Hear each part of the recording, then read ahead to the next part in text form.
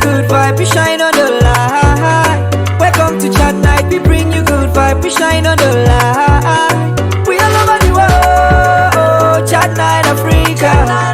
We all over the world, chat night Africa.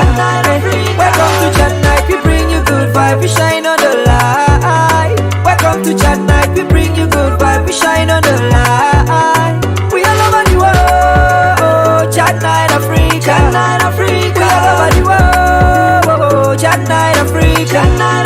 Welcome to chat night, the only place that we give you good vibes. Chat night Africa. Welcome to chat night, all over the world we are shining the light. Chat night Africa. Welcome to chat night, chat night Africa. Welcome to chat night.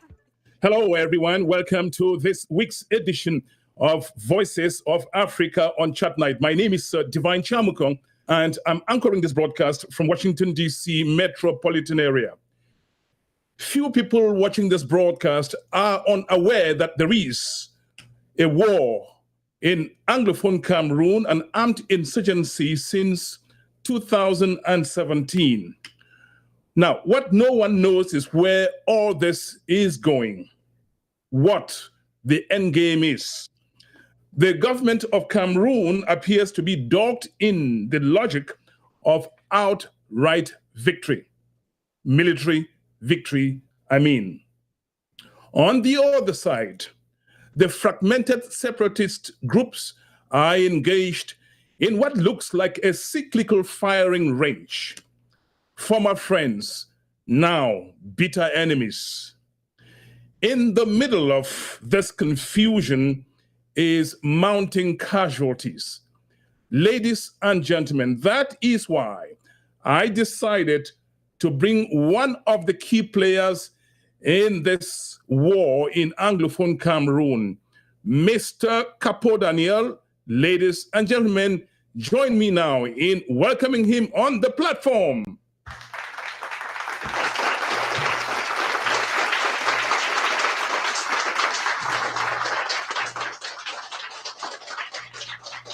Thank you, Mr. Divine Chamukong, for having me on this platform as your guest today. I am deeply honored for the invitation.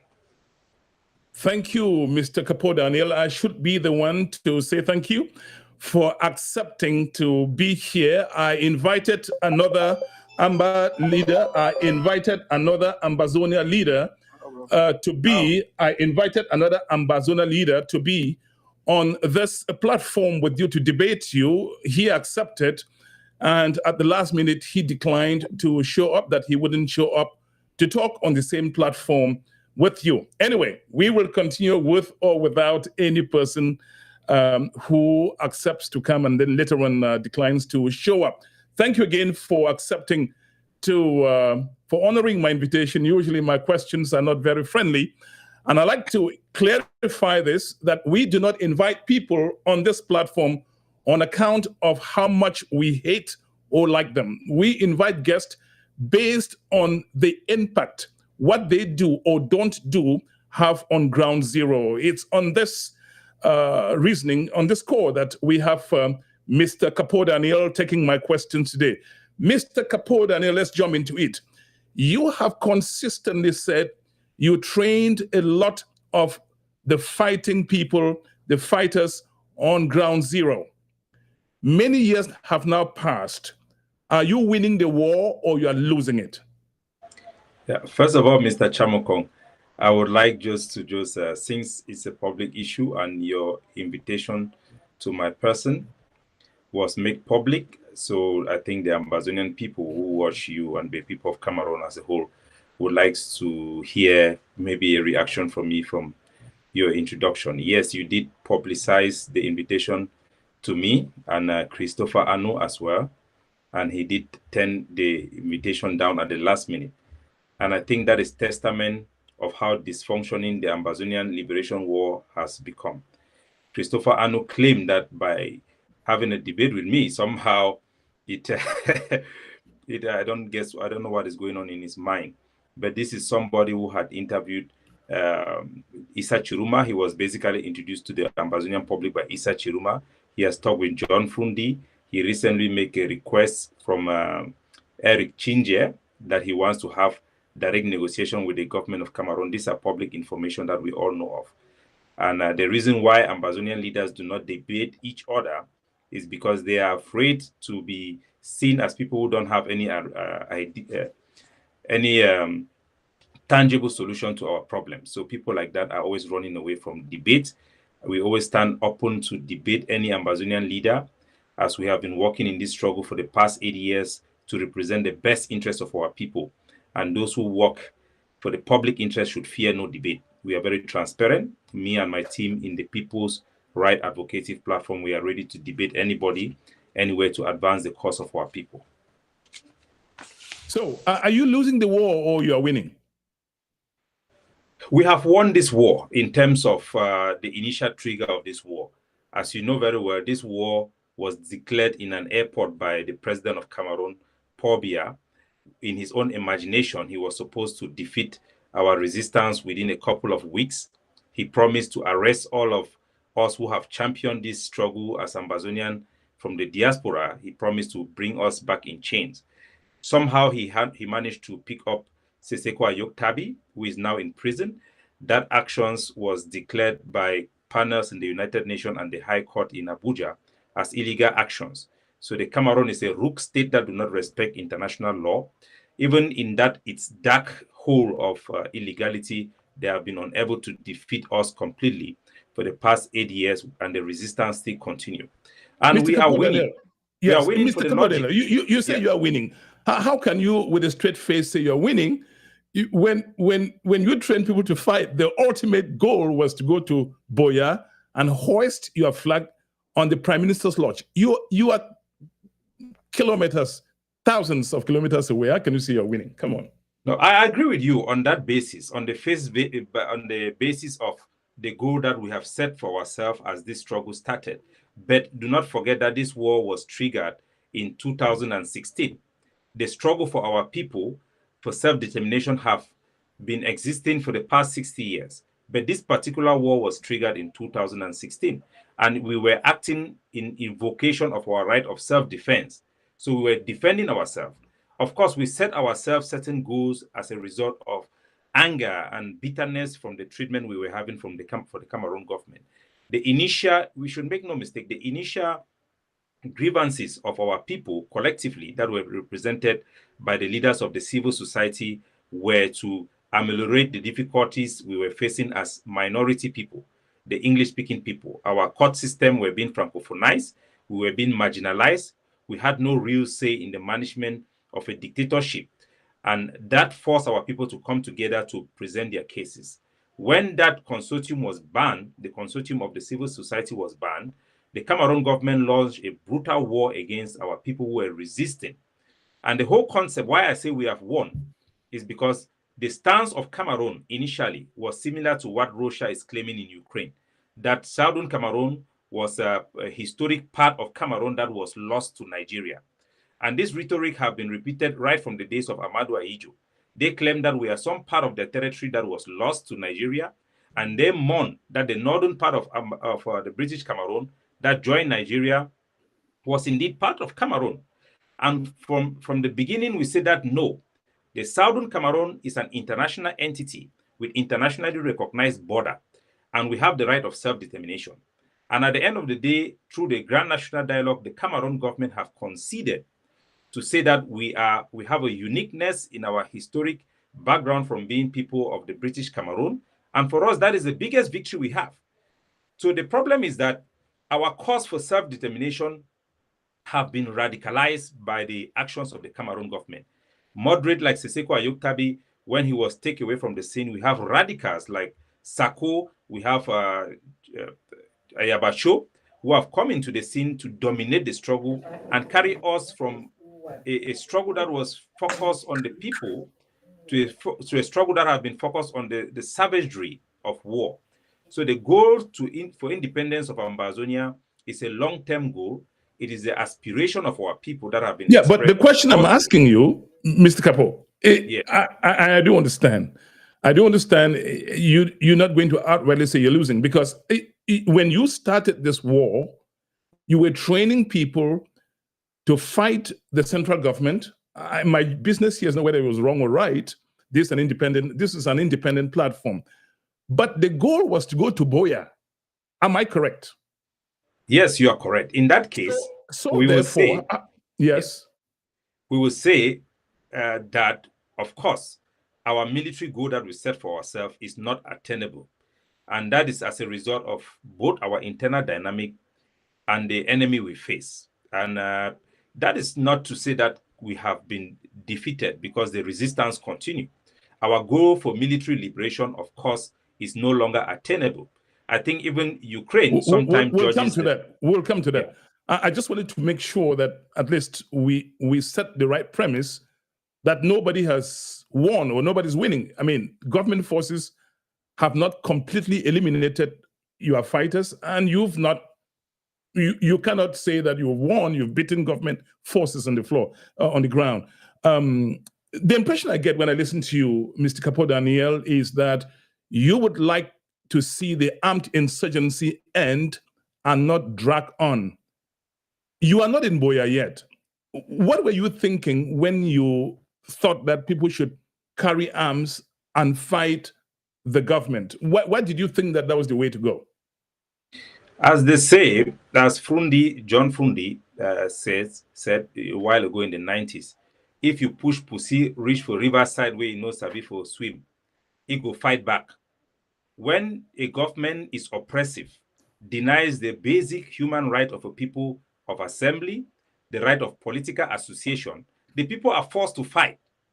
So our fight against the Cameroon government is not a matter of choice.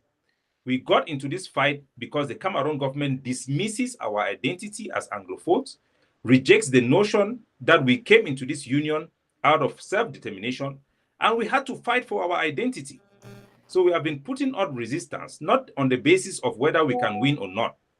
We're just forced not to accept slavery, to accept genocide on our identity. That is why we are fighting. We are not fighting because we were so much entangled in some ideological perception of independence, but it was more of saying that there is no way we as a people that came into this union on the basis of equal partners find ourselves, our rights being banned. The Minister of Territorial Administration in Cameroon banned our ability to come together as a people, even to present our grievances. Our lawyers were being tortured, our schools and our courts were being francophonized, and we had to react with our basic human instinct to defend our honor and our dignity. So that is the trigger of this war, and I don't want your audience to misconceive that we woke up one day to fight the government of Cameroon for independence.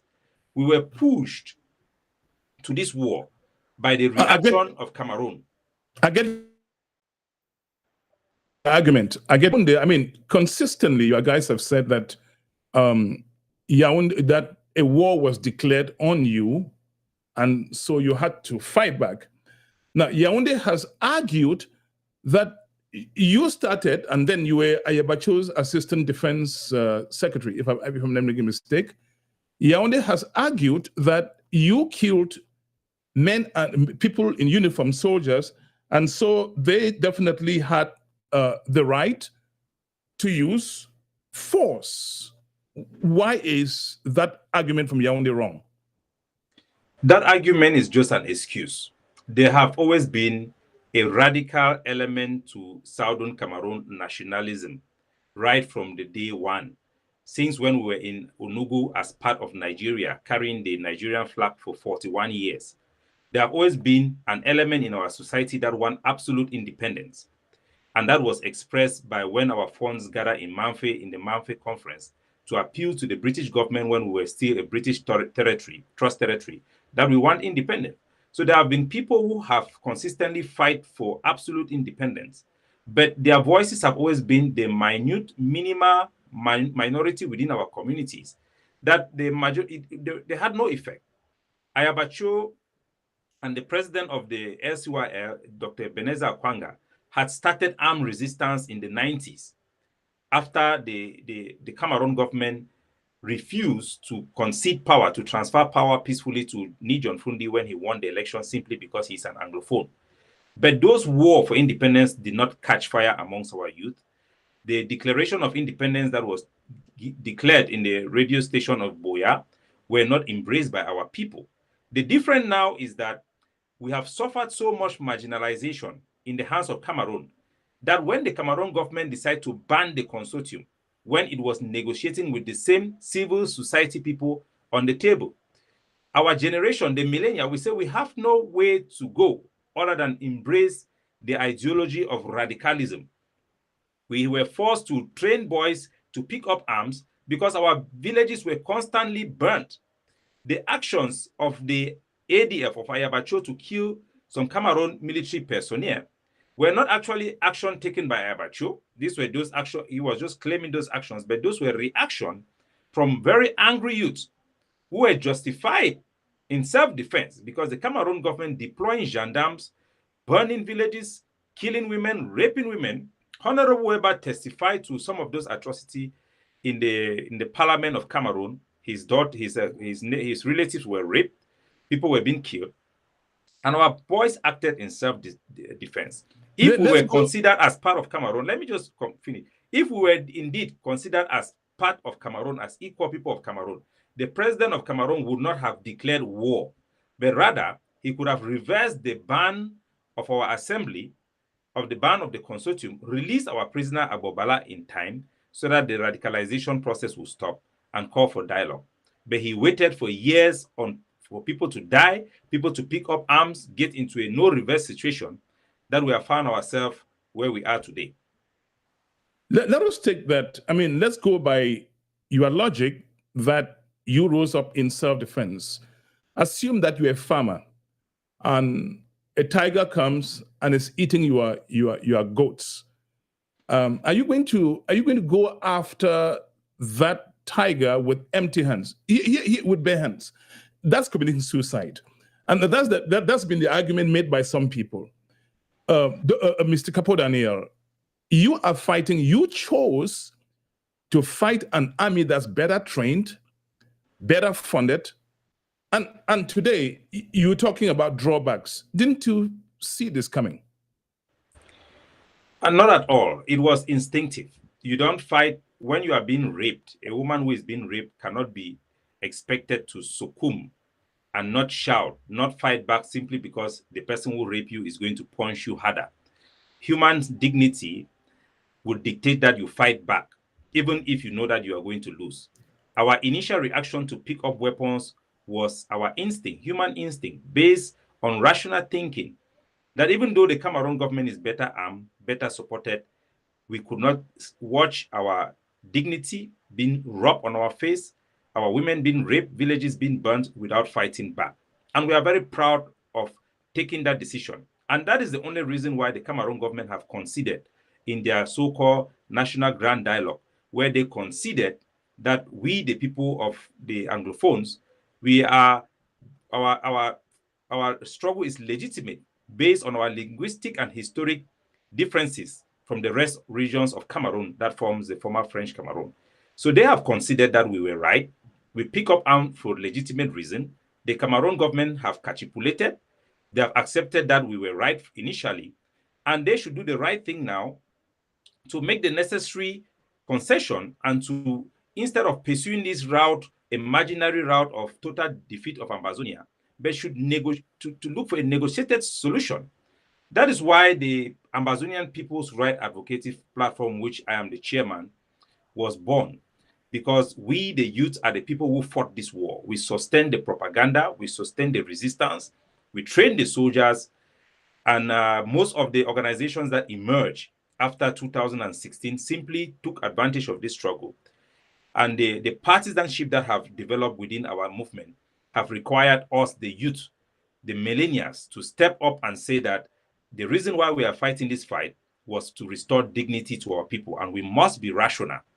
So we have made certain concession. Yes, we'll come to your platform, the organization you chair. You talk about negotiated settlement, and that makes sense because all wars end in some sort of negotiated settlements.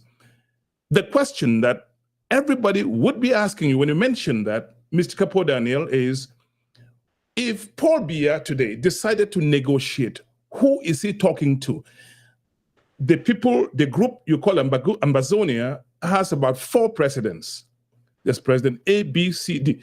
And worse still, you can't get to talk to each other. I invited one of your adversaries to debate you.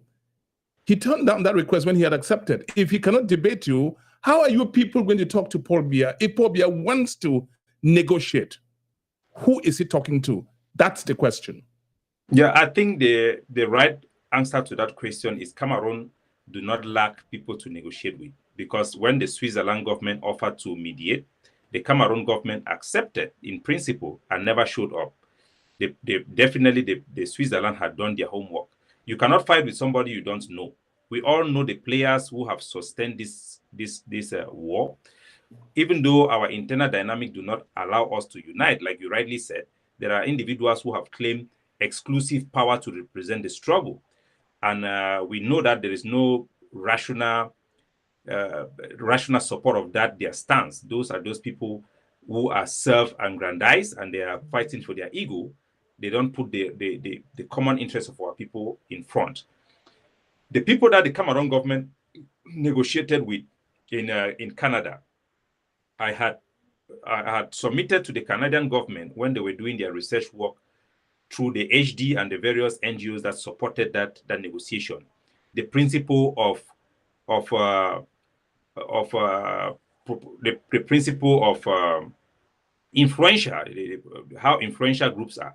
We have different groups, different personalities with different amount of influence over the resistance, and you could measure and tell which group is more influential than the other.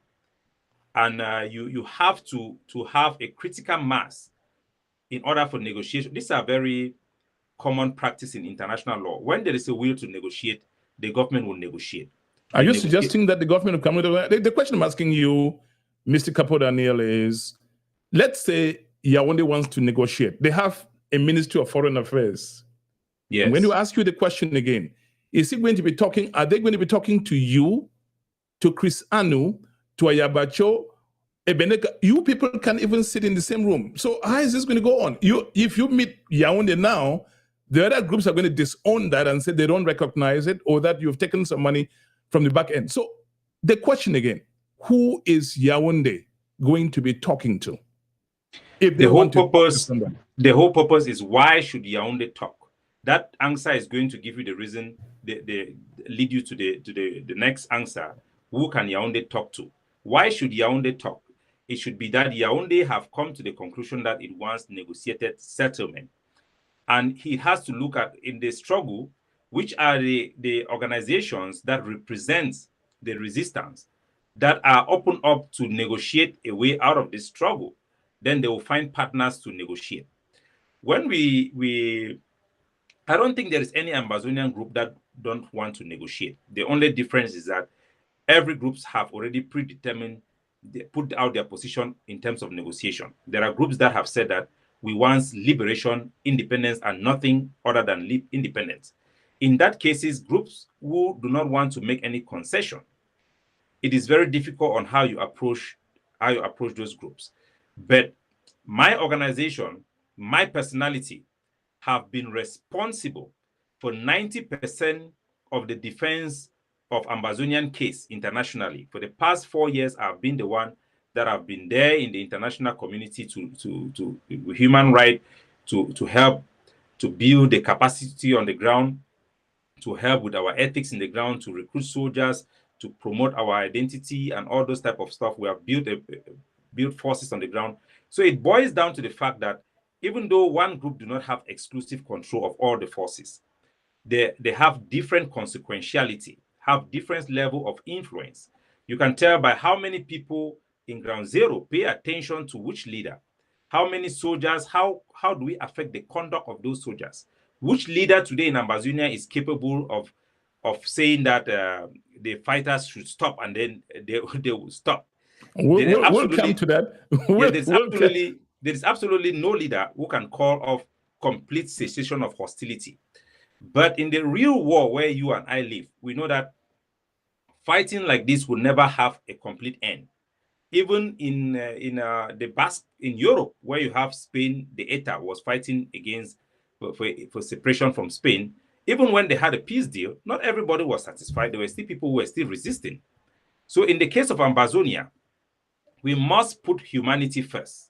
There is a humanitarian crisis, and it is a responsibility for the Cameroon government, if indeed they are responsible, to look for a way to put an end to this military operation, to declare an end to ceasefire. My organization have just publicized our engagement with the Ambazonian refugees in Nigeria. I'm going to actually find out what your peace plan would look like. Time for us to have a little break. And please, if you are watching this on Facebook, you can also watch it on YouTube in high definition. If you really want to enjoy the technical quality of this broadcast, please, when you go on YouTube, hit the subscribe and notification buttons. That way, each time we bring you great contents like this, you're watching, you get notified. Time for us to have a short break, 1 minute break, and we will be right back with Mr. CapoDaniel. Welcome to Jarek Delivery. How to place an order. Download the Jarek customer app. Sign up with your name and phone number. Schedule an order and pay. The nearest driver will pick it up and deliver. With Jarek Compensation Plan, become a referrer and enroll a business with delivery needs and earn at least 5% commission on delivery cost. Become a business partner with Jarek and earn at least 10% commission on delivery cost. If you're a driver, you can earn 70% of the delivery cost. Great news! Our current promo is to refer a friend and get $10 on your next delivery when they use Jarek. These are the services we provide: food delivery, furniture delivery, grocery delivery, medicine delivery, moving, junk removal, flower and gifts delivery, auto spare parts and tires, party rentals, courier delivery. For more information, call us at 2407-018513 or visit our website, www.jarek.com. Follow us on Facebook, Instagram, TikTok, and YouTube. At Jarek, we deliver with a smile. Download the Jarek customer app from either App Store or Play Store.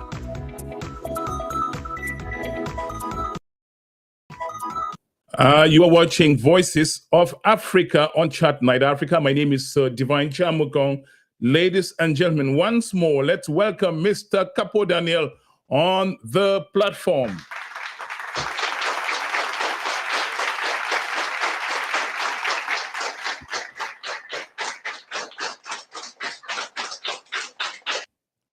Mr. CapoDaniel, you talk about negotiations. It sounds good. Are you going to negotiate without looking like traitors in the eyes of people you revved up to pick up arms against the central government?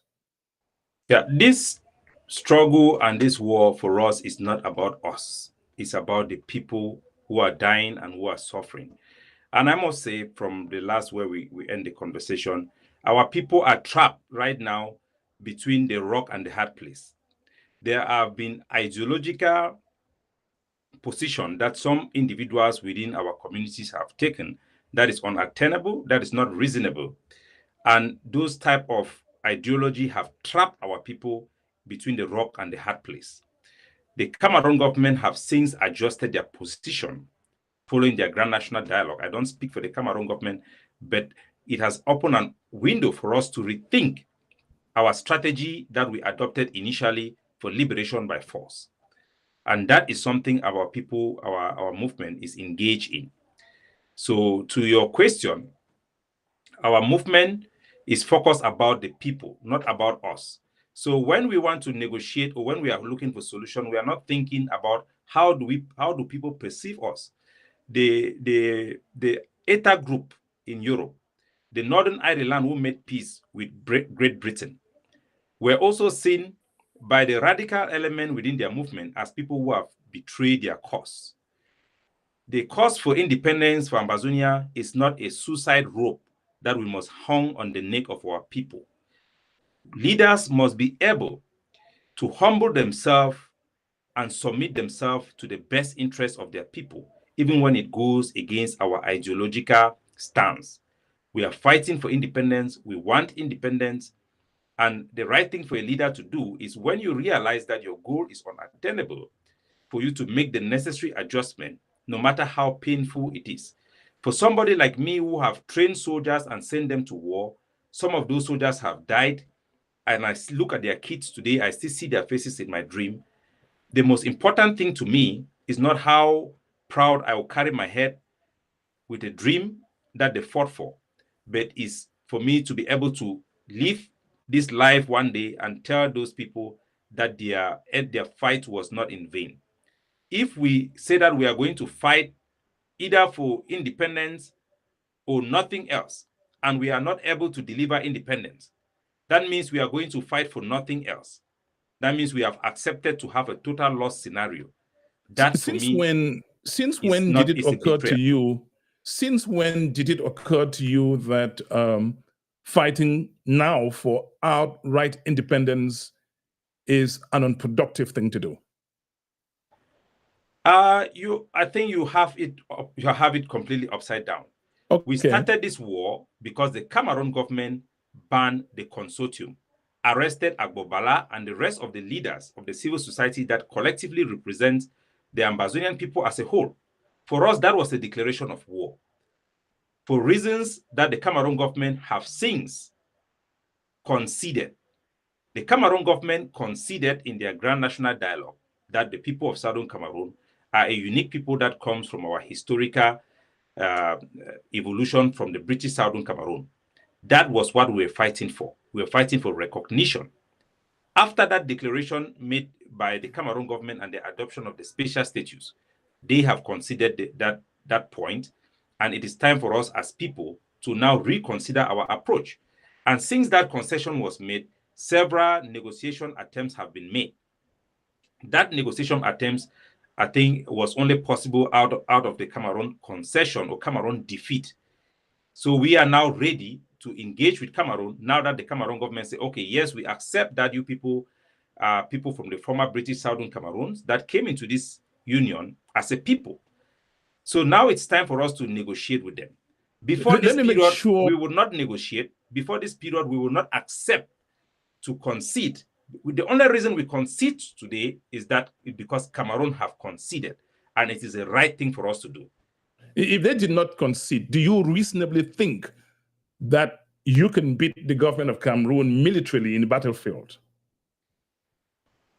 For us, it wasn't an issue of beating the Cameroon military. Like I tell you, if you are a girl who is being raped, are you going to ask the girl, are you going to resist? If depending on the strength of your abuser. Because for us, to deny us our identity, to deny us our internationally recognized entity as a sovereign state, it is as equal as killing all of us. So we accepted the fate that let us all, we have no choice but to fight. So it is a human instinct, Mr. Chamukong, to fight back if somebody was to refuse your identity. We have fought well, we have defeated Cameroon, and it is time for us to look for a new social contract that the Francophones and Anglophones, either we can live together or not, we should now sit together as a people. One side cannot dictate on the other how things have to go in front in their fake monologue called the National Dialogue. The Cameroon government, the central government of Cameroon, must sit on the negotiation table with us who are fighting, who have been resisting, and let us look on how we can live together or go our separate ways. This has been the call of Moran Journey. This has been the call of all the patrons of the Southern Cameroon movement that have demanded that we must sit together as people of Bantu, people who have a common heritage, and negotiate the best way we can live together. You cannot impose on a group of people who came into a union with you out of their right of self-determination. You cannot impose the terms of us living. Amadou Ahidjo did that in the Fumban conference. And look at where we are today. It is not only the Anglophones who are dying. The poor children of Francophones are being sent to the battlefields to continue to die. And they will continue to die. Cameroon can never govern our territory again without our consent. So now, the right thing to do... You say our... People have been asking the question, Mr. CapoDaniel, who gave you the mandate to speak for all Anglophone Cameroonians? What's your response? As an Anglophone, I have a recognized right under the International Declaration of Human Rights for political association, political organization to speak for the interests of our people. I am part of that territory. I'm part of our people. I can speak for the interests of our people as I believe expresses the minds and heart of the people. And this struggle have shown through polls that 99% of our people are in support of independence. So I speak on their behalf, just like Fidel Castro. Who voted Fidel Castro to lead the Cubans for their freedom? Who voted Muammar Gaddafi to fight for their people? Who gave Nelson Mandela the mandate to speak on behalf of South Africans who were under oppression? Let me understand Every human being from the community you come from, you have internationally recognized right to organize, to express your political views, and that views, to the degree to which the population identify with, becomes what the people are expressing. How do you expect all the Anglophones to speak? Those who have championed the cause are the ones who are speaking on behalf of the people who have been protesting, who have been fighting. But Mr. Capo, what is confusing is that you say, when I say you plural, you say you are fighting for Anglophone Cameroonians. Now, those Anglophone Cameroonians you say you are fighting for are questioning why it's now like a cyclical fight among you people, you, Chris Anu, Ayabacho. It's like you are in a cyclical firing range, opening fire at each other. What is it? If you are fighting for the interest of Anglophone Cameroonians, why are you fighting among yourselves? Because there are radical elements within our struggle, like any struggle around the world. How did it get to this? There are people who have claimed exclusive right that has no backings internationally. There is no law that gives somebody the right to declare themselves exclusive president of Ambazonia. That is ridiculous. Mr. Chamukong, who have made Chris Anu, Sako, Marianta, and all those people president of Anglophones or president of Ambazonia. They don't have a popular mandate. The right every Ambazonia have is a right to represent our best interests to the degree to which they have influence over the population. Those are internationally recognized principles. So anybody calling himself president can be a president of an organization, but not of the country, because we are not a sovereign state. We don't have access to our sovereignty yet. So you know that any reasonable person will come to the conclusion that any of those people who are claiming exclusive rights are talking nonsense. Those are gibberish. We must be serious here, Mr. Chamukong. There are people who are dying, and those people deserve their voices to be heard. You have seen my organization down in the refugees camp interviewing elected representatives of our refugees, visiting camps upon camps for them to express themselves. We are representing the views of our people, the sentiment of our people, the people who want independence, the people who are struggling for their identity, all Anglophones. I'm going to ask you a question about your organization. You say it's called the People's Rights Advocacy Platform, and you are the chairman. How is this organization you now lead different from where you were with Ayabacho as the leader, AGovC, if I called it right? How are you different from that organization?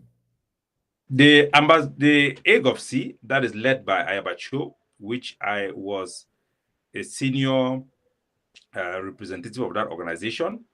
I was not only a member of that organization, I was also Siseko Sayok Tabi's IG's ambassador to Asia and the Middle East.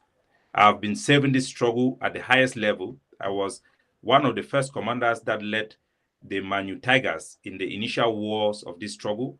I established the British Southern Cameroon Resistance Forces of General Arike. I've been a top diplomat traveling around the world to represent the various movements and the struggle for our people. So now, the Ambazonian People's Right Advocacy Platform, which is a legal organization registered here in Canada as the People's Right Advocacy Platform, represents the vast majority of our people. We have the biggest network, and that is reflected in our ability to deliver accurate assessment on what is happening on the ground. We have been the highest influential on the ground in terms of influencing the resistance and sustaining our fight against Cameroon. And we are doing our best to represent the best interests of our people. How different are we from the rest of the organizations? Ayabacho and his group, and many of the groups that we have in Ambazonia, have been locked in their own logic of dominance. And when you claim that you are the president, or when you claim that you are the commander-in-chief of all forces, which are those false claims that some of our leaders have made, then you get trapped within yourself. You are lying. You are saying things that are not truthful. There is no commander-in-chief that controls all forces in Ground Zero. There is no president that have been elected. So these are people who are making baseless claims, and you know better. So the difference is that me, as a young man who fought as a foot soldier, who built the capacity on the ground, who created the network on the ground, was in charge of the 1st of October Independence Day Declaration organization on the field. We have learned a lot, and we have realized that the radical element within our struggle, individuals that came to take advantage of a popular movement, that have brought to our struggle nothing but scandals of corruption, political assassination, setting up fighters to kill themselves. Those people cannot be relied upon by our generation or our people to bring solution to the table, because they are locked up in this ideology of dominance.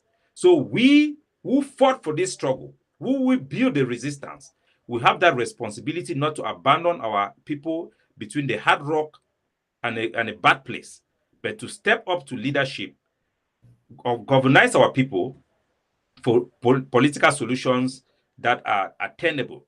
That is why we were born as a movement, and that is why our people continue to follow our leadership, both within the forces and in our population as a whole. Mr. CapoDaniel is my guest today, and you're watching Voices of Africa on Chat Night Africa. My name is Divine Chamukong. We love Chat Night Africa. Keep listening. Mr. CapoDaniel, I have heard from you allegations of corruption in the other camps that you oppose, war crimes, all kinds of stuff. I mean, all kinds of stuff, when I mean it literally speaking. When we hear all of this, why should Anglophone Cameroonians trust you, again, you plural, to lead? Had Mr. Biya said in 2017, okay, you don't want to be part of Cameroon, goodbye. What do you think would be happening in Anglophone Cameroon today? It looks to me something worse than South Sudan. Yeah, to be very humble. Given what we are seeing now. Yeah, to be very humble to our public and your audience.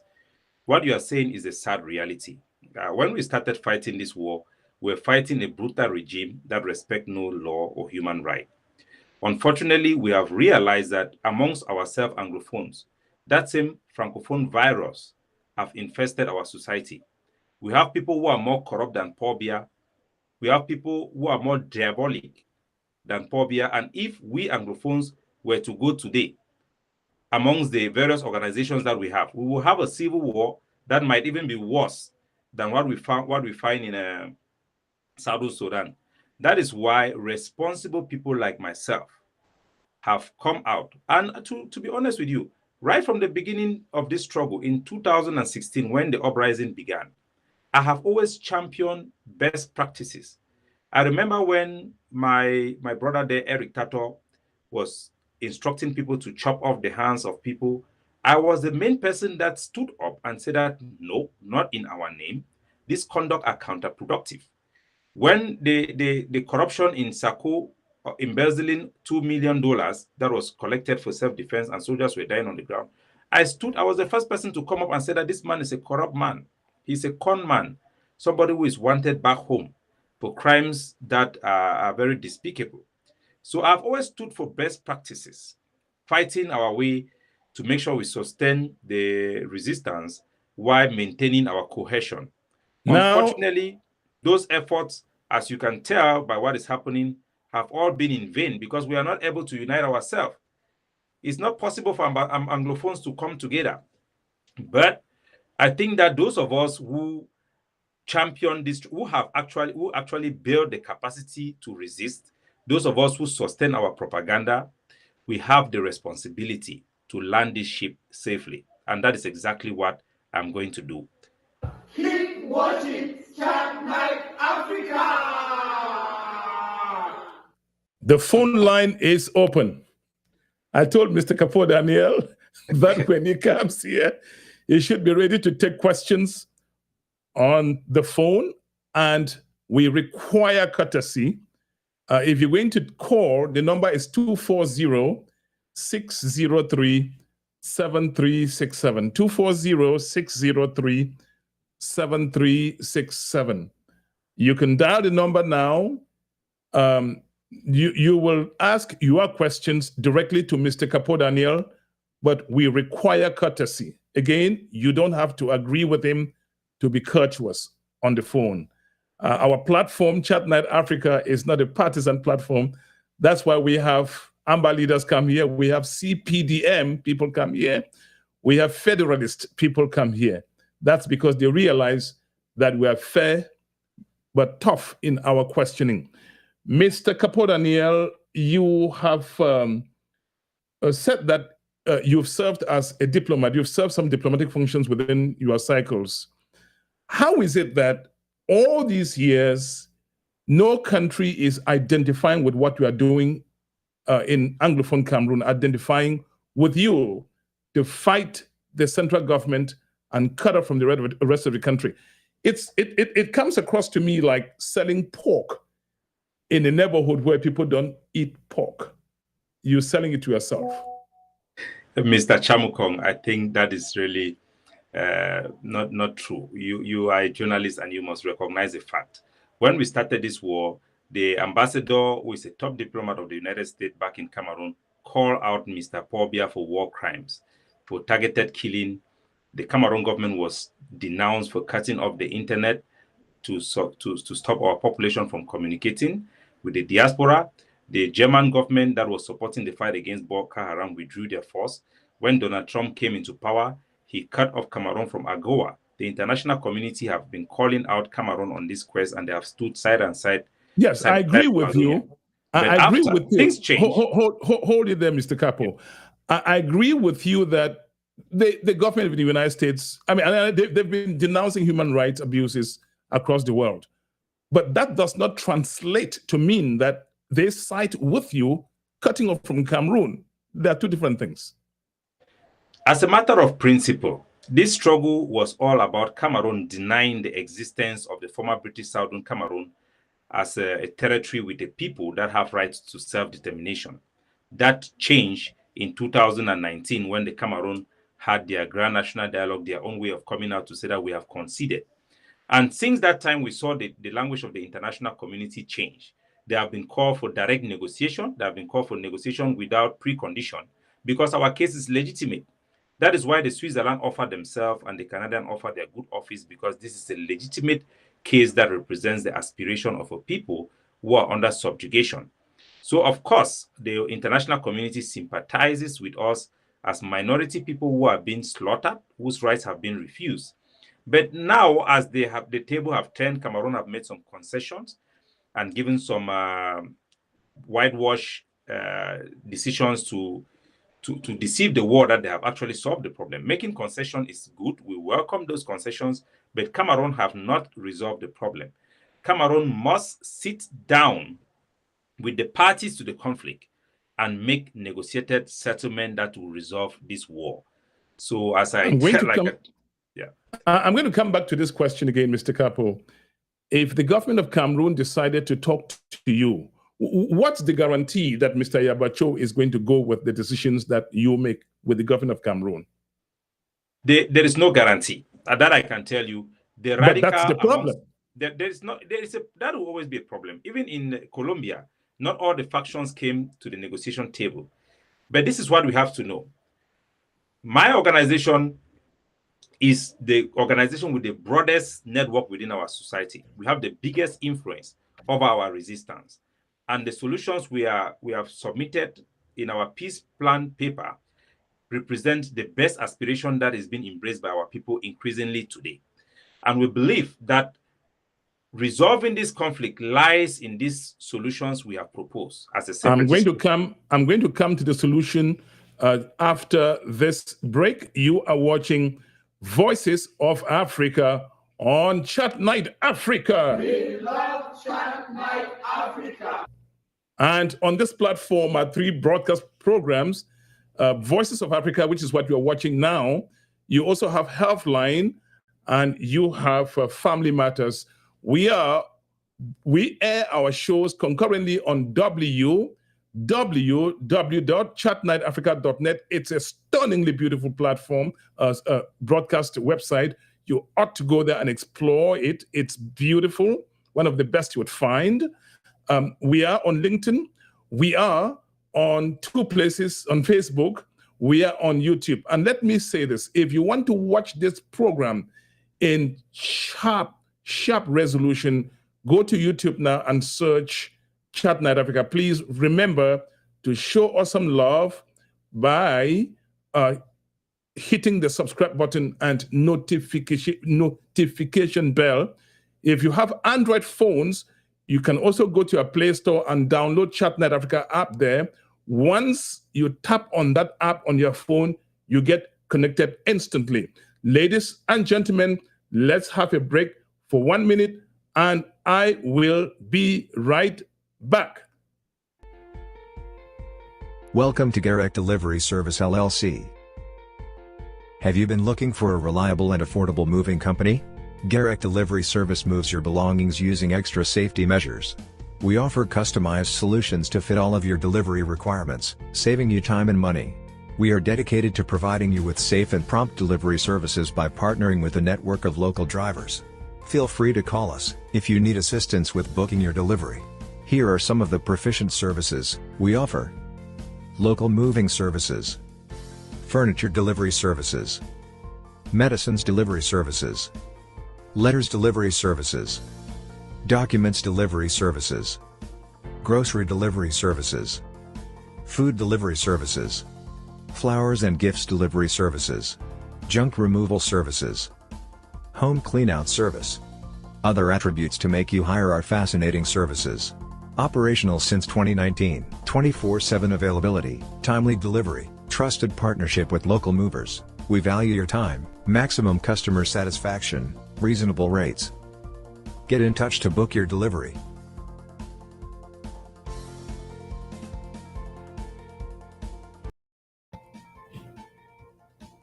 Okay, thank you, Garrick, for placing this art on Chat Night Africa platform. Ladies and gentlemen, we'll have somebody on the line now from Yaoundé, Cameroon. But before we take the call, let's bring on Mr. CapoDaniel on the platform again.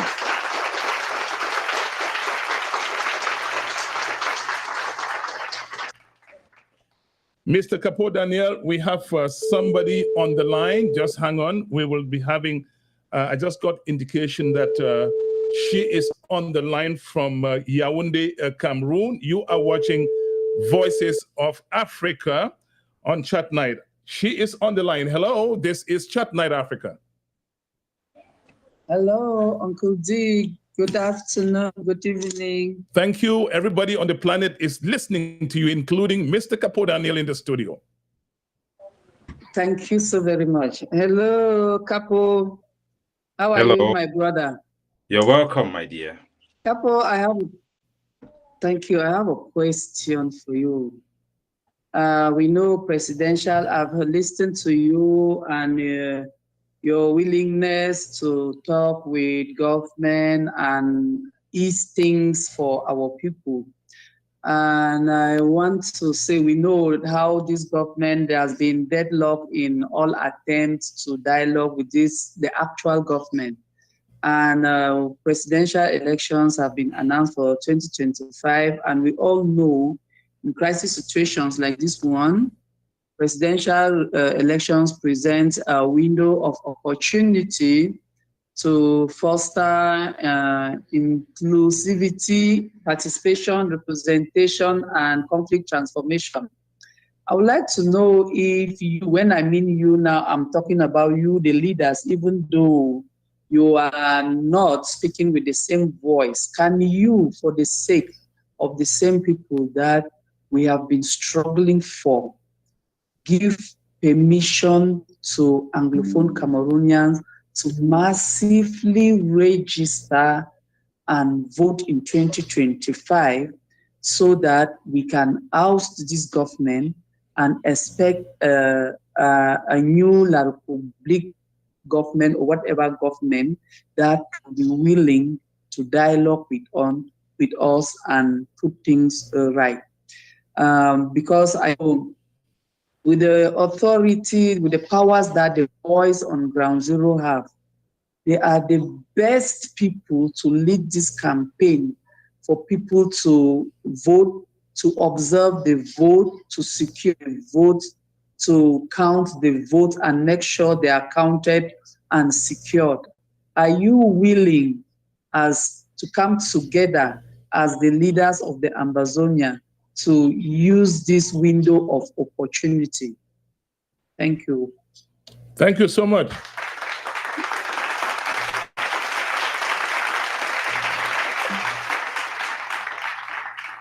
All right, what's your response to the lady in Yaoundé? Yes, I think that during election years, the international community pays attention. It presents a very important window where we can push for the case of inclusivity and also conflict transformation. The international partners are more interested to see how they can foster such agenda during period of election. And we have some challenges. For us as the People's Right Advocative Platform, our message to the Cameroon government, which we have strategically pushed our agenda to submit to the Cameroon government, our peace plan paper by the end of this year, to give the Cameroon government a window of opportunity to accept this peace plan paper as the basis for negotiation and put autonomy for Ambazonia on the ballot during this presidential election. If the Cameroon government takes this opportunity and put in a autonomy through the devolution of power in the ballot box, our people will have a reason to vote. Right now, the Ambazonian people, all Anglophones, what difference does it make for you to vote? How practical is it for you to vote when we don't have a political settlement? Without any political settlement, any attempt to carry out vote will not be reflective of our population, because only the Cameroon military people are going to be able to vote because they can protect themselves. The vast majority of our population will still face extremists who are using illegal methods, war criminals who are masking themselves as people who are pursuing our legitimate goal for our public interest. We should recognize as Anglophones that we are trapped in between the hard place and a rock. At one side, we have Paul Biya, who is pursuing an agenda of military victory, which is not attainable. On the other side, we have radicals and extremists, war criminals, like Ayabacho, which still uses this war to use illegal methods to massacre our people in the name of fighting for our freedom, while focusing mainly on collecting liberation tax from our population. There is no way you can have election in this condition. This election have given a unique opportunity for the people of Cameroon to join the People's Right Advocative Platform to push this agenda of the peace plan paper that Mr. Paul Biya, for your legacy, for the legacy of this Cameroon that we all love growing up, accept a political settlement that is just, that will be accepted by the vast majority of our people, so that in that election you can even have autonomy in the ballot. If the Cameroon government refused to accept our offer that we are offering in this peace plan before the presidential election comes, there is just no way election will be practicable in Ambazonia, because then the only legitimacy people like Ayabacho have is that there is no political settlement. If we have a political settlement, the main reason why our boys are fighting for war will cease to exist. You are going to delegitimize criminals who works in the name of liberators. And people like Ayabacho, who could have been in jail for war crimes that were committed in Ambazonia, still works freely in no way, because Cameroon government himself do not want to put our radicals in prison simply because it serves their purpose. It serves their purpose. What is it? What's your peace plan? What's the process? The peace plan paper, which we are going to make public, we have distributed it to all the Ambazonian fighters, is a proposition for an alternative solution to meet the Cameroon halfway. In this peace plan paper, we have made certain concessions that we believe are the hard points that the Cameroon government have insisted in our engagement in negotiation table. One is that we consider that we Anglophones, we the people of the former British Southern Cameroon, are part of Cameroon. Not the French Cameroon, but the Cameroon that both territories came together to form. One people, or one country, two people. In doing this concession, we have proposed that the Cameroon government devolute power, give us effective devolution of power from the constitution that will grant our territory self-governance and autonomy, where we'll be able to elect our own governor, manage our own police force, fire brigade, and even territorial force. Alongside with the Cameroon government, we should have exclusive jurisdiction over certain parts of our own governance. We believe this solution will be the best, and it will offer Cameroon an opportunity to stay as one country while maintaining our bilingual nature, as we are two different people from two different backgrounds. This is a big opportunity we are giving to the Cameroon government and to the international community.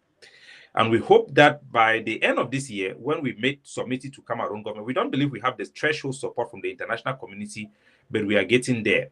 Our population is 100% behind our peace plan. Our people are fed up with the war.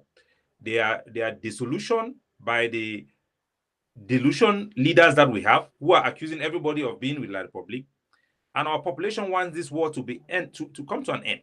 You have seen publications. I'm going to ask you some questions about what you call devolution after this transition. And before we bring you the video transition, I'd like to inform you that you can watch this show in extreme bright resolution, sharp resolution on YouTube. Simply go on YouTube and search Chat Night Africa. You can also go to our brand new, beautiful, drop-dead gorgeous website, www.chatnightafrica.net. If you have an Android phone, you can go to your Play Store and simply search Chat Night Africa and download the app. Once you hit the app, you get connected to all the social media handles where we have a presence. Please, if you're on YouTube, do us this favor, show some love to us by hitting the subscription button and notification bell. Once we come on the air, you will get us. I have some very pointed questions for Mr. CapoDaniel after this jingle, and I'll be right back. Chat Night Africa, Chat Night Africa, Chat Night Africa, Chat Night Africa, Chat Night Africa, Chat Night Africa, Chat Night Africa, Chat Night Africa, Chat Night Africa, Chat Night Africa.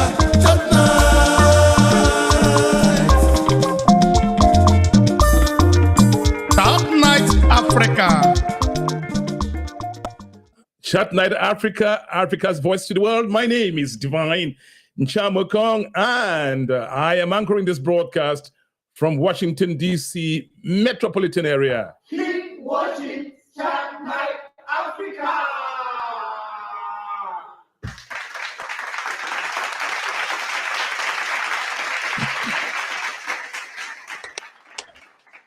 Mr. CapoDaniel, you say that 100% of the population are behind your plan of what you call devolution. How do you know that? That was a stretch, my friend. It wasn't 100%. It's not possible. I get that. But how do you know that people even support this? Yes, based on our polling, we have our polling with our population as a whole. We get feedback from our interaction. We have people on the ground. And because it's a war, we can't do things very transparently.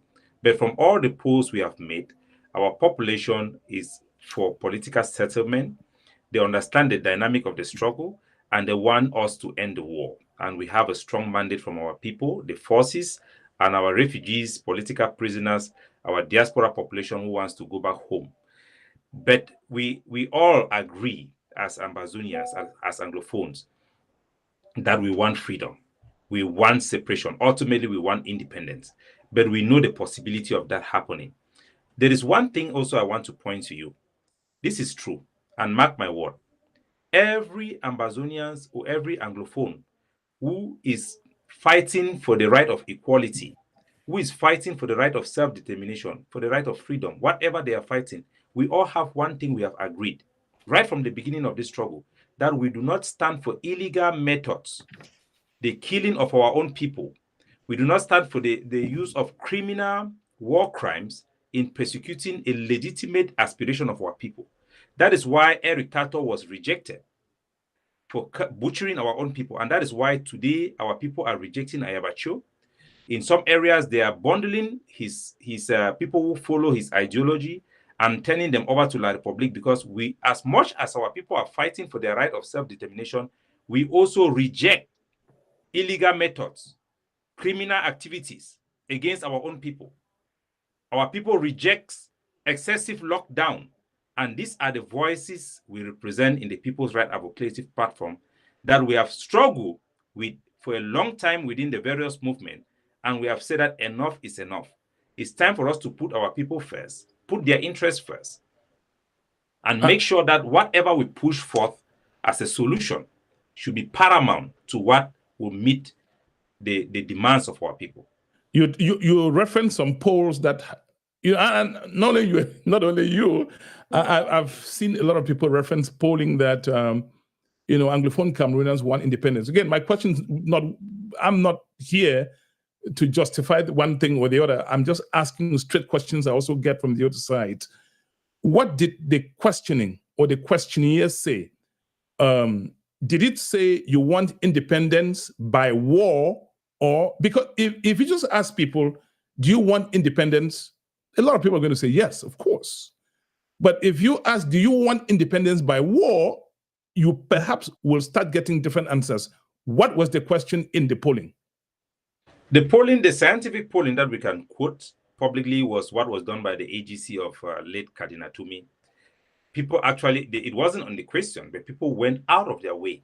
95% of people went out of the questionnaire and fill a part where he asks, what other things do you have to say? They say we want absolute independence. But you are right when it comes to people to ask, what means do you want us to attain that independence? Nobody will choose war, of course. We all know that. And right now, there is no reason for this war to continue. The reason being that Cameroon have conceded. Cameroon have capitulated. They have accepted and recognized that we Anglophones, we are a unit, we are a people that comes from our historical background from being the former British Trust Territory. That alone, that declaration alone, should make us rethink our way forward. That is why my platform, the People's Right Advocative Platform, we have said that it is right time for us to end the war and move into a phase of negotiation. And our proposition is autonomy, self-governance for the Anglophone region as a unit, as it is.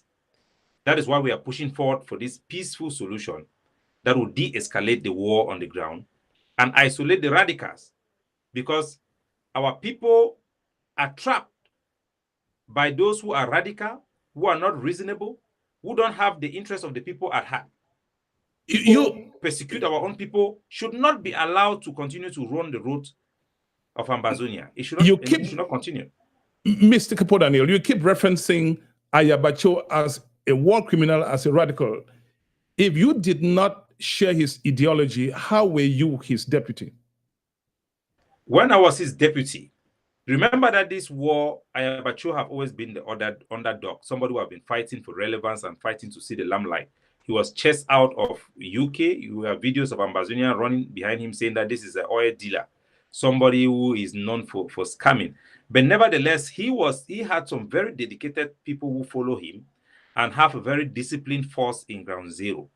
And he has been radical all along. And when Seseko Ayoktabi was arrested by the Nigerian government and rendition to Cameroon, we were looking for somebody who could emerge and replace him. And in my good judgment, I thought that I would join Ayabacho. He was supporting me for the most part in my campaign against some ills and war crimes that was being perpetrated in our struggle, primarily by Eric Tato and some other people who were influencing soldiers to carry out some radical and out of law activities. Ayabacho was very supportive of my campaign. And amongst all the leaders, he was the most supportive. When children were killed in Kumba, they were killed in schools in Ekondo Titi, Ayabacho was the only leader that I forced to put out a statement to condemn that attack. No other leader did. So I worked with Ayabacho. We fought against kidnapping. I was named the anti-kidnapping czar. We stood up against all this illegality. But when the Canadian talk ended, he went back to his old self. And it was a matter of desperation, because I could remember when we were dealing with the issue, the question of should we have an alliance with the Biafra movement or not. We came to the conclusion basically out of desperation. We're saying that what else do we have to lose? You know, we are fighting to defend ourselves. The international community have not showed up with recognition. So what else do we have to lose? It was just a desperate movement. So we joined the Biafra. And I know not being able to have independence is very desperate to people who have dedicated all their life that it will be independent or nothing. They don't want to have anything with Francophones whatsoever, irrespective of the dynamic. So people who have that mindset, there is something that is wrong with them. And we must accept and learn how to live with such people. In many conflicts, people like that should be put in prison. For the people Ayabacho have killed on ground zero, just like I supported that Eric Tato should go to jail, I will still support for Ayabacho to go to prison for the public execution of innocent people, not combatants. We are fighting a war. Fight against the Cameroon government. That is fair game. But killing our own people, burning down palaces, is not acceptable. We're going to extend an invitation to Mr. Ayabacho to respond to you. If he accepted to debate you, would you accept to come have a face-off with him? A clean mind have no reservation. I'm ready to debate anybody, anywhere. But the people who are going to back out like Chris Anu are people who have blood in their hands, blood of innocent people. They cannot stand the truth because darkness will always run away when light comes. I am the light in this our struggle. Right from day one, I stood up for principles. We stood up to fight for a genuine and legitimate cause. Anybody who is genuine, fighting for a legitimate cause, cannot turn and embrace illegal methods, cannot turn and embrace war crimes. But I must say, when you were people like Ayabacho has been given to us by Pobia. It was where I'm confused. Yeah, where it's a little confusing to me, Mr. CapoDaniel. When you were ADF senior official, the ADF was not a church group, was not a choir group. It was not a group of saints. It was the most disciplined. It was the most disciplined group. It fought against kidnapping for ransom. I personally oversaw operation that stopped gangs in Bamenda. Over 42 gangs, property were recovered. People who were kidnapped were released. Kidnappers were arrested. We were disciplined under my command. And I think Ambazonia can testify. Even yourself, you can testify to that. I have a very clean record with the ADF. There was no atrocity that was committed under Ambazonian Defense Forces when I was the Deputy Defense Chief. If there was one, I want you to quote it. And each time soldiers on their own carry out atrocity, I take the command responsibility to denounce those activities, reprimand those soldiers, and send a clear message to our people that such behavior are not acceptable. A simple case that happened was the killing of the journalist that happened in Bamenda. That was done when I was a commander in that unit in Tanka. I denounced the killing. We took responsibility. We apologized to the family, and we said that this is not what we stand for. We will not tolerate the killing of journalists. Journalists are a protected group of people, and that was the right thing to do. But today, what we see is Ayabacho, Lucas Ashu, and the rest in that their cartel openly saying that they will not obey international law, publicly executing innocent people, admitting conduct that will make them to look like ISS of Ambazonia. We don't have any place in our society. But unfortunately, the war, without any political solution, you will have people like that who have a semblance of legitimacy because there is no political settlement yet. That is why we are pushing for this solution. And we ask every Ambazonian who wants to see the carnage stop, who wants to see the end of Ayabacho, end of war crimes in our territory, to back a political settlement that is going to delegitimize any radical and extremist movement that roam our street in the name of liberation. We will be, as I said, we will be inviting Mr. Ayabacho and Mr. Chris Anu for what we call in journalism right of response. Before we ask you a key final question, we have a little transition to watch. You will love what you are watching. This is Chat Night Africa.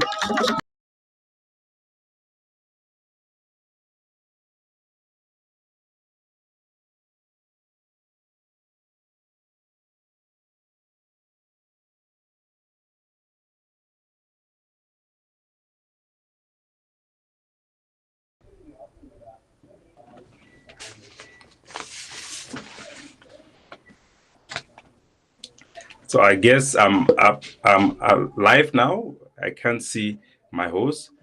So I guess you guys can hear me. Yes, we have been in a war for the past 8 years, fighting a war that we were not prepared for. A war that was triggered by Cameroon banning of our identity, using its anti-terrorism law on peaceful protesters who were simply fighting for a more inclusive and equitable society. For the past 8 years, we have fought a good fight. The Cameroon government have reversed and succumbed to our demands to recognize us as a unique territory. We as a society must be able to take the next step to provide solution to this war. So, Mr. Chamukong, I don't know if you were hearing me, but I saw myself on the screen. I was hearing you. Everything you were saying. I thought that you had given me the chance to make maybe a closing statement or something. So that was what I was doing. Now, the question that I'm going to ask you before we actually close, Mr. CapoDaniel, it's nice to talk about a political solution, but here are you not on speaking terms with Mr. Ayabacho and the other partners on the ground. Somebody's asking me how this is going to work. Number two, if you even have a presence on ground zero. What's your answer? Of course, I have the biggest presence.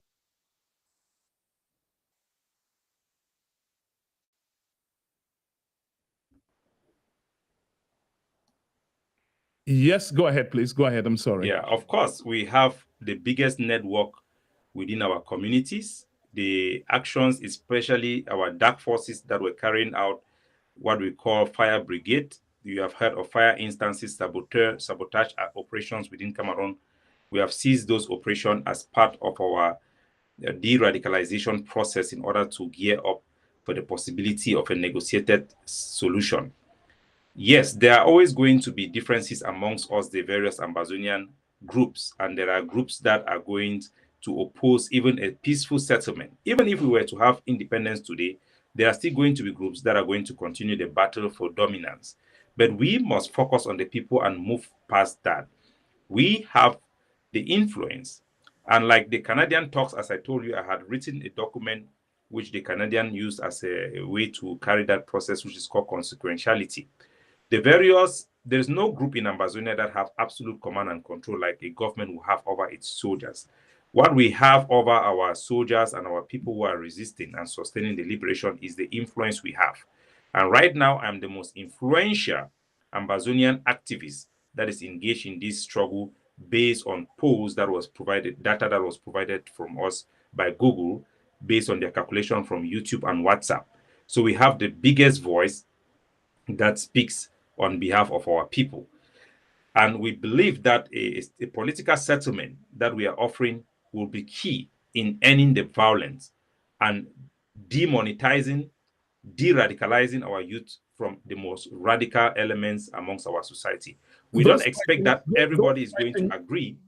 We don't expect that everybody is going to. Those fighting on the ground, Mr. CapoDaniel, who do they pay allegiance to? You, Ayabacho, Chris Anu, or who? Who are they listening to? If our fighters on the ground ignore Ghost Town, would they do it?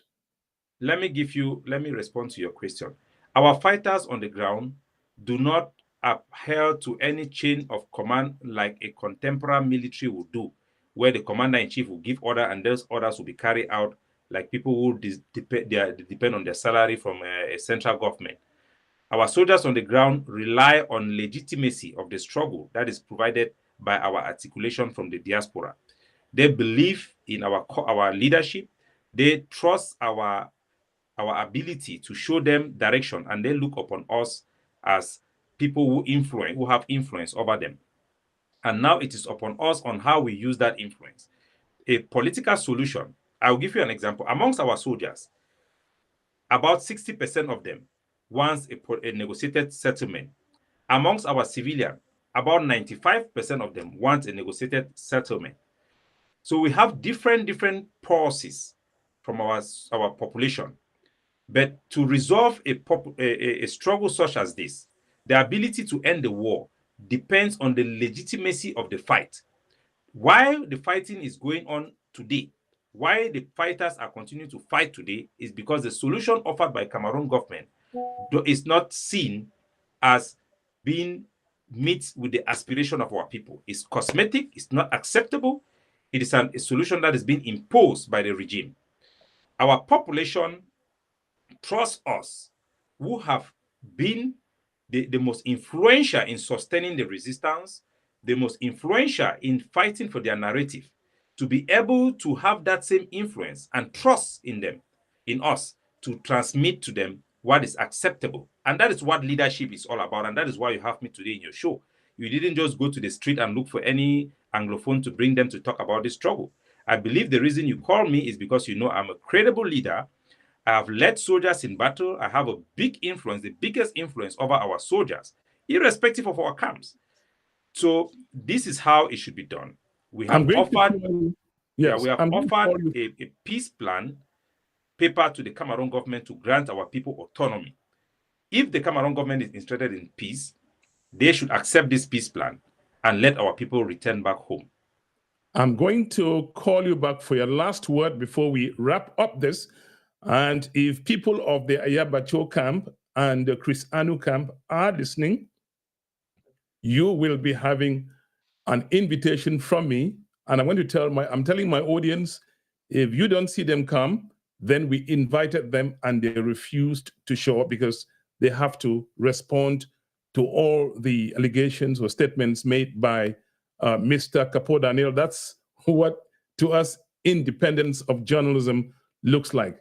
I will give you a little jingle, and when we return, we will be having our closing statements from Mr. I've been having conversations with people in the background, and the kinds of things they say about what you do for the community, you cannot imagine how big that is.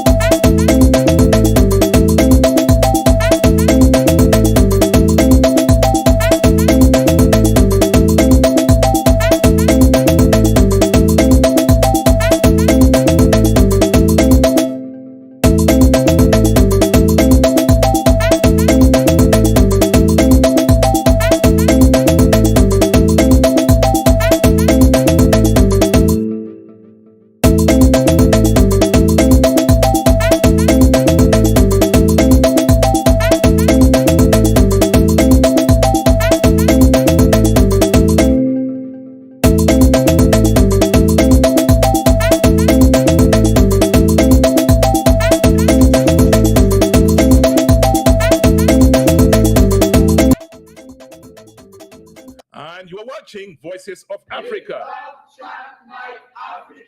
Keep watching Chat Night Africa.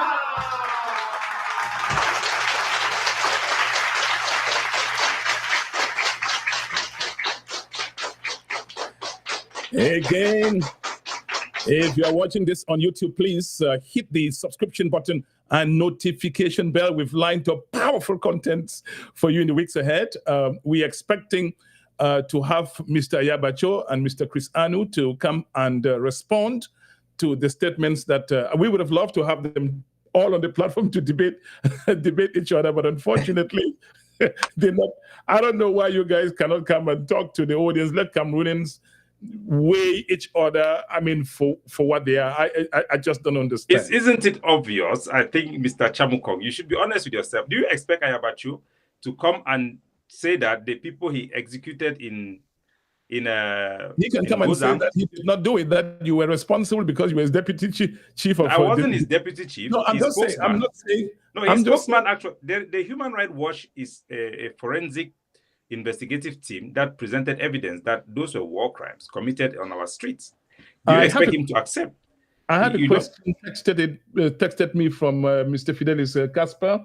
He says, Mr. Capo, where and how is the Cameroon government presenting this resolution plan? I think he wants to say, where and how did you present the resolution to the Cameroon government, the resolution plan to Cameroon government? I think that's what he wants to say. Yeah. What's the response? Our strategy is to mobilize our people. We have had conversation with our soldiers. Now we have just completed to sample the opinions of our refugees and IDPs so that by the time we put this offer, our population, we are leading our population along. And we also need to secure, which is what we didn't do in Canada and in Switzerland, is to have the international community with us in this journey. That's why we have struggled to secure an invitation to the United Nations to be able to lobby nation states with our plan, so that by the time we present this thing to the president of Cameroon, we will have the war behind our back. Because we don't if I understand you right, you haven't yet contacted Yaoundé with this peace plan. Yaoundé is aware because it's one thing to be aware, it's one thing to have contact. I mean, did you contact them? Officially, we have not submitted the offer yet, but the government of Cameroon, through our international partners, do understand the spirit of this peace plan paper. They have reacted positively, and in terms of their reaction with us going forth, they have shown some signs of flexibility on the ground. There have been Ambazonian forces that have gone through the de-escalation program that we have for the forces, that the Cameroon government have actually met them on ground zero, and they are not engaged in battle with the Cameroon government. The Cameroon government does not engage with them. You're going to answer this question, Mr. CapoDaniel, and that would be your last word. The question has just been sent to me by text. The person prefers anonymity. The question is, how can you people say, claiming to be leaders, punishing, inflicting pain on the same people you claim to be liberating? What's your response? I've heard this so many times from so many people on ground zero. You cannot substitute people's ability to make decision and assessment for themselves. I have never committed a war crime. Everybody knows who have committed a war crime. Ayabacho have come here and said that he will never follow the Geneva Convention. So why not call him by his name? We are not all one. You yourself have said that we are diverse. We have different groups. So the groups that are committing war crimes are known to everybody. Call them by their name. Stop associating everybody. The anglophone struggle, the struggle for the people of the former British Southern Cameroon is collective. But the various groups are segregated. So we all know the groups that have been committing war crimes. And I want to permit you, Mr. Divine, to give a last appeal to your audience and all Cameroonians who are listening to me, both Francophones and Anglophones. Because for the past 8 years, we have been fighting and struggling and killing each other. The Cameroon government have made some concessions and have made some cosmetic solutions that does not meet up with our aspiration. That is why the blood is still flowing in our territory. I'm appealing on all Anglophones, all West Cameroonians, whatever you see, whatever you call yourself, including Francophones, to support this peace plan paper that calls for autonomy for the Anglophone regions. Our people deserve to govern themselves, elect their own government.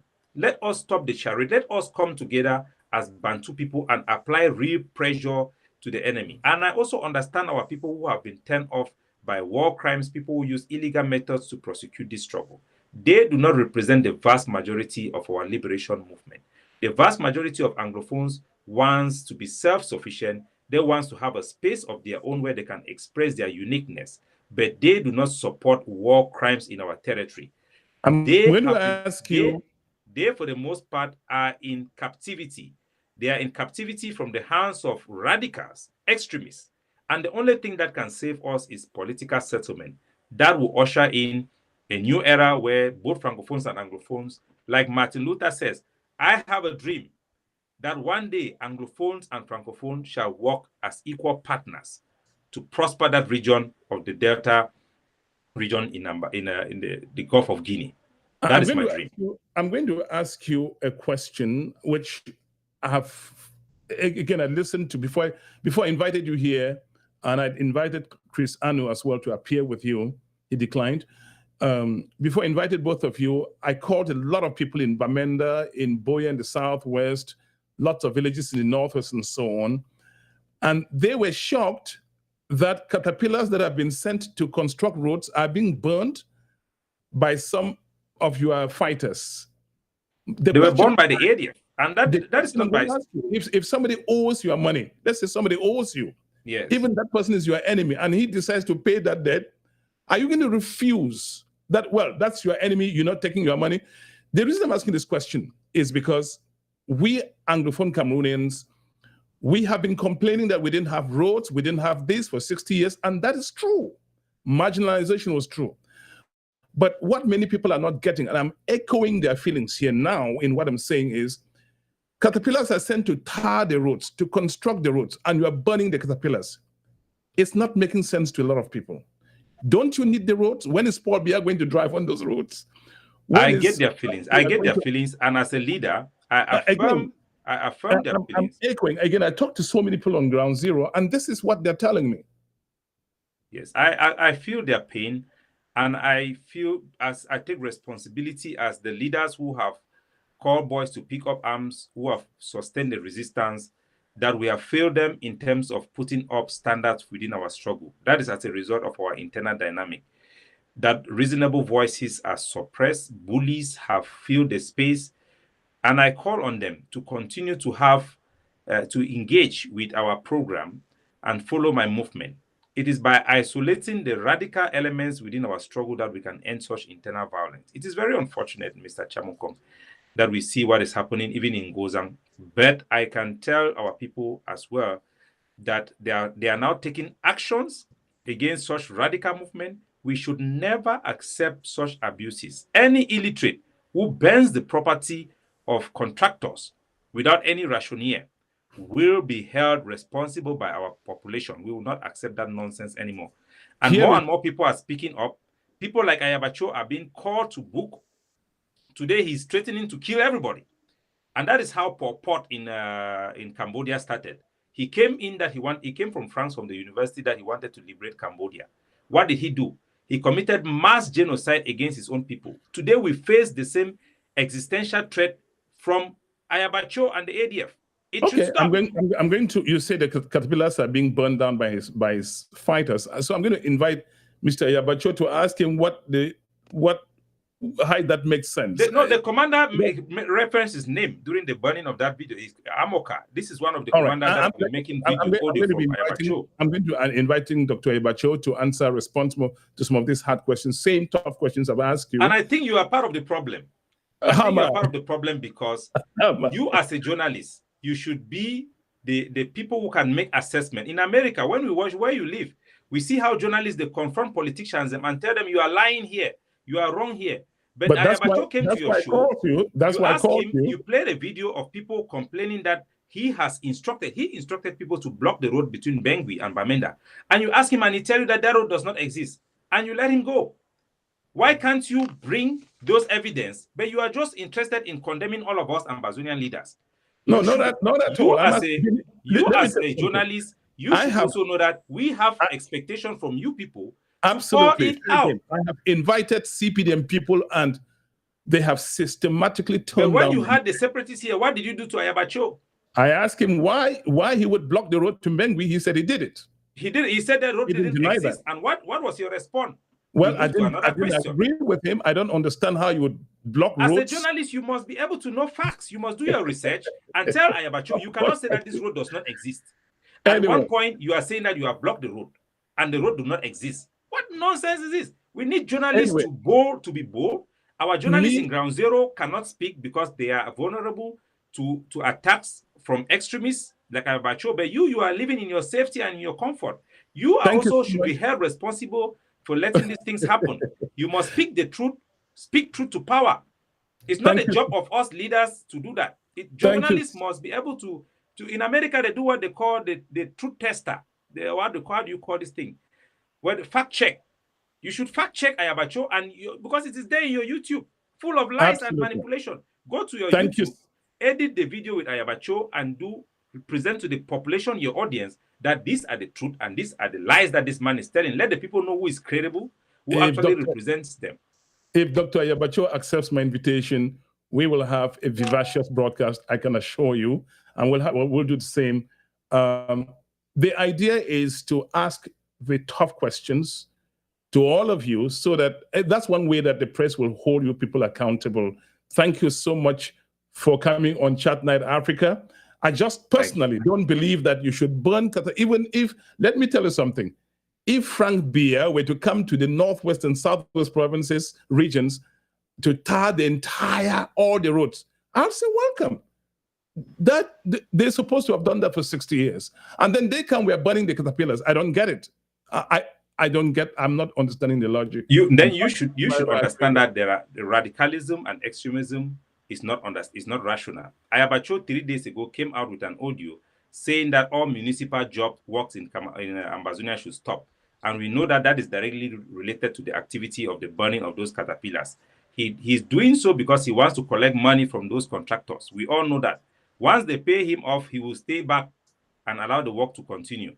And we should distinguish between legitimate struggle for the anglophones, for a legitimate cause. Using legitimate means from people who are criminals, war criminals. We will not accept Samuel Doe's and all those type of criminal people we hear around the world in our territory. Never in Ambazonia land. It seems you have a lot to say about this. We've got to go. It's way over the time we had to have. Thank you, Mr. Chamukong. I know that we can be here for 3 hours. And are you a politician? Because politicians talk a lot. Human beings are political by nature. That is what my professor told me at the university. And we have been made, like they say, in a condition, it make Jangai back bend. I think for us, the millennia who ran away from Cameroon because of lack of opportunity as a result of marginalization. Most of us, we have traveled abroad and we have seen how the world works. And we have even participated in politics abroad.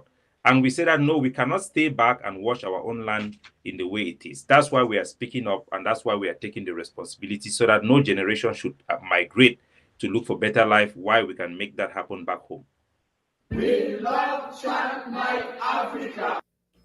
And this is where we wrap up the edition of this week. That has been Mr. CapoDaniel.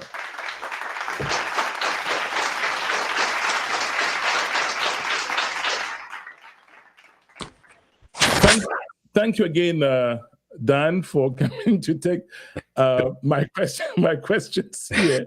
I appreciate it. Thank you, Mr. Divine, and bye-bye. And I appreciate you. We'll see some other time, sir. Thank you. Ciao. And again, if you're watching this on YouTube, please hit the subscription button and notification bell so that the contents we've lined up, once we come, you get notification, you get notified.